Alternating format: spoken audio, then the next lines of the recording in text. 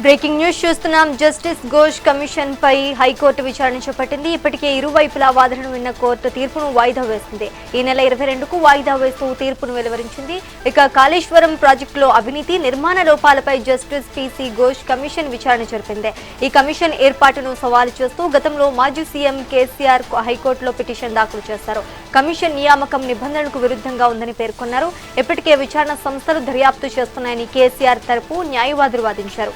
మరోవైపు ప్రజా ప్రయోజనాల దృష్ట్యా భారీ వ్యయంతో కూడిన ప్రాజెక్టులలో వైఫల్యాలను వెలికి తీయడానికి కమిషన్ అవసరమని ప్రభుత్వం గట్టిగా వినిపించింది.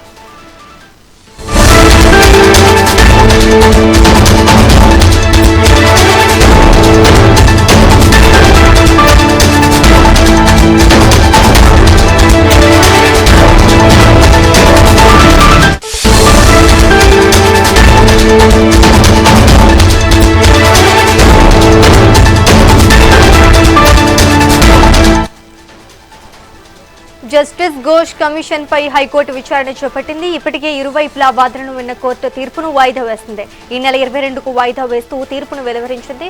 ఇక కాళేశ్వరం ప్రాజెక్టులో అవినీతి నిర్మాణ లోపాలపై జస్టిస్ పిసి ఘోష్ కమిషన్ విచారణ జరిపింది. ఈ కమిషన్ ఏర్పాటును సవాల్ చేస్తూ గతంలో మాజీ సీఎం కేసీఆర్ హైకోర్టులో పిటిషన్ దాఖలు చేశారు. కమిషన్ నియామకం నిబంధనలకు విరుద్ధంగా ఉందని పేర్కొన్నారు. ఇప్పటికే విచారణ సంస్థలు దర్యాప్తు చేస్తున్నాయని కేసీఆర్ తరపు న్యాయవాదులు వాదించారు.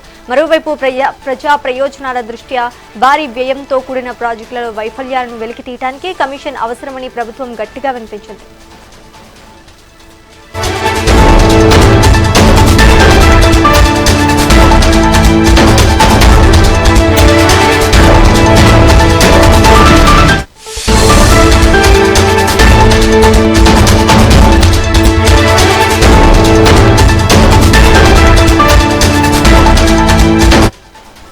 ఇదే అంశానికి సంబంధించి మరింత సమాచారం మా కరెస్పాండెంట్ ఉషా లైవ్ ద్వారా అందిస్తారు. ఉషా, చెప్పండి, జస్టిస్ ఘోష్ కమిషన్ పై హైకోర్టు విచారణ చేపట్టింది. ఈ తీర్పునైతే వాయిదా వేస్తుందని తెలుస్తోంది ఈ నెల 22కి. దీనికి సంబంధించి అప్డేట్స్ ఏంటి? శ్రీజ, కాళేశ్వరం కమిషన్ మీద ఇప్పటి వరకు చూసుకున్నట్టయితే గత నెల ఏదైతే మార్చి 12వ తారీఖున కాళేశ్వరం కమిషన్ మీద అటు కేసీఆర్, హరీష్ రావు ఐఏఎస్ ఆఫీసర్లు వేసుకున్నటువంటి పిటిషన్ ఏదైతే ఉందో, కాళేశ్వరం కమిషన్ అనేది విరుద్ధంగా ఉంది, విచారణకు విరుద్ధంగా ఉంది అన్న కోణంలో వేసుకున్నటువంటి పిటిషన్ ఏదైతే ఉందో దీనికి సంబంధించి తీర్పునైతే గత నెల 12వ తారీఖున మార్చి 12వ తారీఖున హైకోర్టు తీర్పునైతే రిజర్వ్ చేసింది. ఇవాళ చూసుకున్నట్టయితే హీరింగ్ వచ్చినటువంటి కేసు హైకోర్టులో దాదాపు 2 వారాల పాటు కేసుని పోస్ట్ పోన్ చేస్తూ ఏదైతే 2 వారాల వాయిదా వేసినట్లుగా అయితే తెలుస్తుంది. మొత్తానికి చూసుకున్నట్టయితే ప్రభుత్వం తరపున ఇప్పటి వరకు కూడా కౌంటర్ దాఖలు చేయలేదు. కౌంటర్ అప్పీల్ చేసుకోవడానికి, కౌంటర్ దాఖలు చేసుకోవడానికి దాదాపుగా కూడా 2 వారాల సమయం కావాలి అంటూ ప్రభుత్వ తరపు లాయరు ఏదైతే వాదనలు వినిపించారు. వాదనలు ఏకీభవించినటువంటి ధర్మాసనం తీర్పును ఈ నెల 22వ తారీఖు వాయిదా వేస్తున్నట్టు కాసేపటి క్రితమే చెప్పడం కూడా మనం చూసుకోవచ్చు. మొత్తం మీద చూసుకున్నట్టయితే కాళేశ్వరం కమిషన్ లో ప్రజా ప్రయోజనాలు ఏవైతే ఉన్నాయో వాటి ప్రజా ప్రయోజనాల కోసమే ఈ ప్రాజెక్టుకి సంబంధించినటువంటి నిజాలు నిగ్గు తేల్చాలి అన్న కోణంలో ఈ కమిషన్ ని, కాళేశ్వరం కమిషన్ ని, పిసి ఘోష్ కమిషన్ ని వేయడం జరిగింది. పిసి ఘోష్ కమిషన్ అనేది చాలా వరకు కూడా విరుద్ధంగా ఉంది అన్న కోణంలోనే ఇటు ఐఏఎస్ ఆఫీసర్లు స్మితా సబర్వాల్ దగ్గర నుంచి అటు హరీష్ రావు, కేసీఆర్ కూడా ఈ కమిషన్ ని చాలా వ్యతిరేకిస్తూ అయితే హైకోర్టును అప్రోచ్ చేయడం జరిగింది. మొత్తం మీద చూసుకున్నట్టయితే ఈ కమిషన్ లో దాదాపుగా కూడా అక్కడ ఏదైతే కాళేశ్వరం ప్రాజెక్ట్ లో ఏర్పాటు చేసినటువంటి మరమ్మతులకు సంబంధించి కావచ్చు, 4 పిల్లర్ల దాకా కుంగిపోవడం కావచ్చు, వీటన్నిటిలో కూడా ప్రభుత్వ వైఫల్యం ప్రస్ఫుటంగా కనిపిస్తోంది. వీటికి సంబంధించి ఖచ్చితంగా ఎక్స్ప్లెనేషన్ కేసీఆర్ దగ్గర నుంచి ప్రతి ఒక్కరు ఇవ్వాలి అన్న కోణంలో చెప్పుకుంటూ వచ్చారు. దీనికి సంబంధించి కూడా పూర్తి స్థాయిలో పవర్ పాయింట్ ప్రెజెంటేషన్ ద్వారా అటు అధికార పక్షం దగ్గర నుంచి అటు ఇప్పుడు అపోజిషన్ లో ఉన్నటువంటి బీఆర్ఎస్ పార్టీ, 2 పార్టీలు కూడా పవర్ పాయింట్ ప్రెజెంటేషన్ కూడా ఇవ్వడం జరిగింది. కాళేశ్వరం కమిషన్ లో ఎక్కడా కూడా కమిషన్లకు తావలేదు. దీన్ని ప్రజా ప్రయోజనాల కోసమే చాలా వరకు కూడా ఈ ప్రాజెక్టు ద్వారా చాలా ఏదైతే తెలంగాణ రాష్ట్ర వ్యాప్తంగా ఉన్నటువంటి ప్రజలందరికీ కూడా నీటి సరఫరాకు సంబంధించి కావచ్చు, ప్రతి ఒక్క ప్రాజెక్టులకి సంబంధించి కావచ్చు, ఈ కాళేశ్వరం ప్రాజెక్ట్ అనేది చారిత్రాత్మకంగా బీఆర్ఎస్ హయాంలో చేపట్టినటువంటి ప్రాజెక్ట్ అన్న కోణంలో కూడా ఇటు వీరి తరపున అడ్వకేట్లు కూడా వాదించడం జరిగింది. ఇరు పక్షాల వాదనలు కూడా రిజర్వ్ చేసినటువంటి ధర్మాసనము ఈ రోజు ఈ కేసుకి సంబంధించి అటు కౌంటర్ దాఖలు చేయడానికి సంబంధించి అటు పిటిషనర్ల దగ్గర నుంచి కావచ్చు, అటు అధికార ప్రభుత్వం తరపు నుంచి కావచ్చు, ఈ వాయిదాలు అయితే ఈ నెల 22కి అయితే వాయిదా వేసినట్టుగా అయితే తెలుస్తుంది శ్రీజ. అదేవిధంగా ఈ నివేదికను బీఆర్ఎస్ ఎందుకు వ్యతిరేకిస్తుందంటారు? ఏదైతే గత సీఎం బీఆర్ఎస్ హయాంలో సీఎంగా ఉన్నటువంటి వ్యక్తి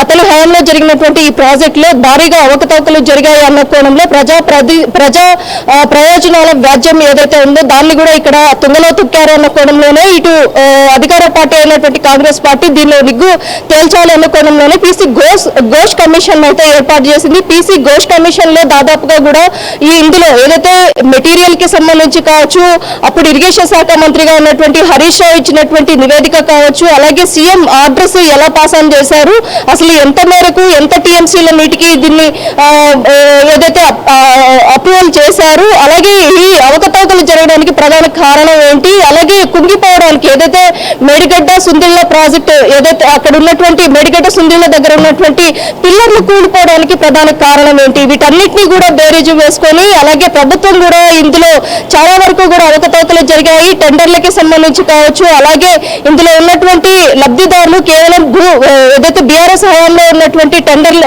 ఎవరైతే ఉన్నారో వారికి దీన్ని కూడా అప్పచెప్పారు. చాలా వరకు కూడా ఈ కాళేశ్వరం కమిషన్ నివేదికలో చాలా వరకు కూడా ఇందులో బీఆర్ఎస్ హయాంలో చాలా వరకు కూడా అవినీతి జరిగింది అన్న కోణంలో కూడా చెప్పుకుంటూ వచ్చారు. ప్రాజెక్టుకి అవసరమైనటువంటి ఖర్చు ఒకటైతే వీరు చూపించినటువంటి ఖర్చు ఇంకొక విధంగా ఉంది అన్న కోణంలో కూడా ఘోష్ కమిషన్ లో కూడా నివేదిక సమర్పించారు. ఈ ఘోష్ కమిషన్ మొత్తం కూడా చాలా రాంగ్, అలాగే ఘోష్ కమిషన్ కి సంబంధించి చాలా వరకు కూడా దీన్ని మేము వ్యతిరేకిస్తున్నాము. అలాగే ఈ కమిషన్ ఏర్పాటును పూర్తి స్థాయిలో ఏదైతే రద్దు చేయాలన్న కోణంలోనే ఇటు స్మితా సబర్వాల్ కావచ్చు, అటు హరీష్ రావు, కేసీఆర్ కూడా ఈ పిటిషన్ అయితే దాఖలు చేసుకోవడం జరిగింది. చూడాలి ఈ రోజు తీర్పు వస్తుంది అని ఆశించినటువంటి ప్రతి ఒక్కరికి కూడా మరో 2 వారాల పాటు వేచి చూడాల్సిన సమయం పట్టింది.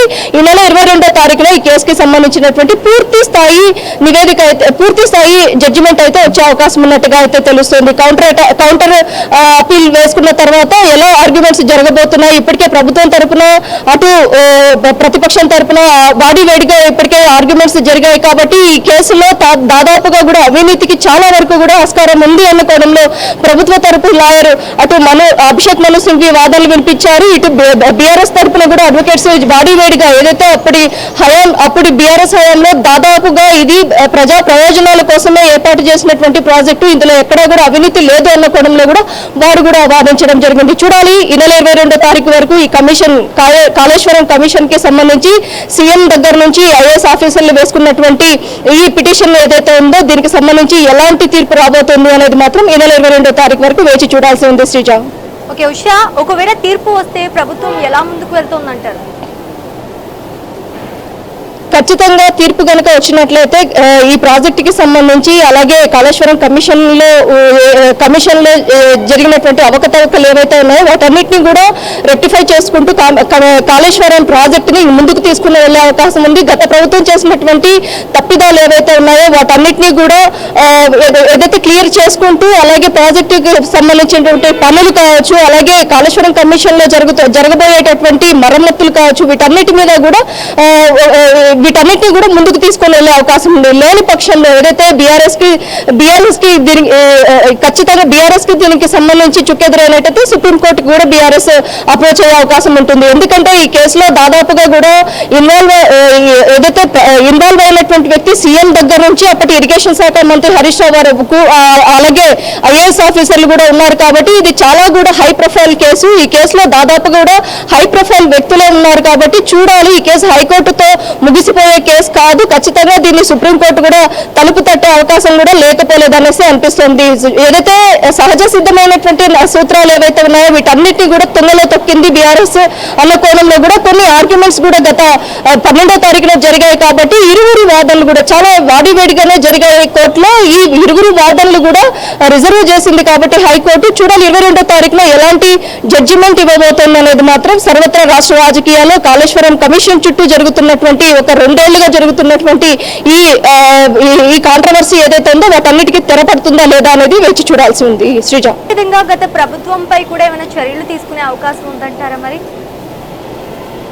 ఖచ్చితంగా తీసుకునే అవకాశం ఉంటుంది. ఎందుకంటే ఇప్పటికే ఇందులో కమిషన్ ఏదైతే ఘోష్ కమిషన్ ముందు ఇప్పటికే సీఎం కేసీఆర్, హరీష్ రావు ప్రతి ఒక్కరు కూడా హాజరయ్యారు. వారి వారి వర్షంలో వారి వారి సమాధానాలు కూడా చెప్పారు. కాబట్టి చూడాలి ఈ కమిషన్ లో సీఎం కేసీఆర్ దగ్గర నుంచి అటు ఐఏఎస్ ఆఫీసర్లు కూడా ఇన్వాల్వ్ అయి ఉన్నారు. కాబట్టి ఖచ్చితంగా చర్యలు అయితే తీసుకునే అవకాశం ఉంది. ఎక్కడైతే ఇందులో అవకతవకలు జరిగాయి, ఇందులో టెండర్ కి మించి ఏదైతే ఖర్చుకు మించి వ్యయం చేశారు, ప్రాజెక్టుకి సంబంధించినటువంటి ఖర్చు ఒకటైతే అక్కడ మెన్షన్ చేసినటువంటి ఖర్చు ఇంకొక విధంగా చూపిస్తోంది. కాబట్టి ఘోష్ కమిషన్ ఇచ్చినటువంటి నివేదికలో ఏముంది, వీటన్నిటిని కూడా బేరీజు వేసుకొని చర్యలు తీసుకోవాలా లేకపోతే తీసుకోకూడదా, ఒకవేళ చర్యలు తీసుకున్నట్టయితే బీఆర్ఎస్ స్ట్రాటజీ ఏంది, బీఆర్ఎస్ ఖచ్చితంగా సుప్రీంకోర్టుకు వెళ్లే అవకాశం కూడా లేకపోలేదు.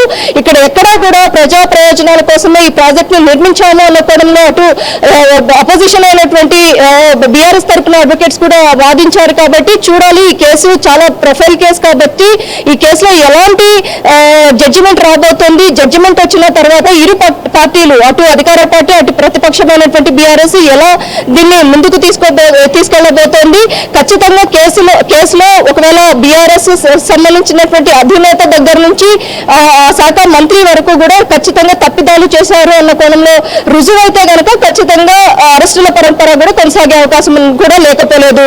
Sreeja, right, thank you for the update Usha.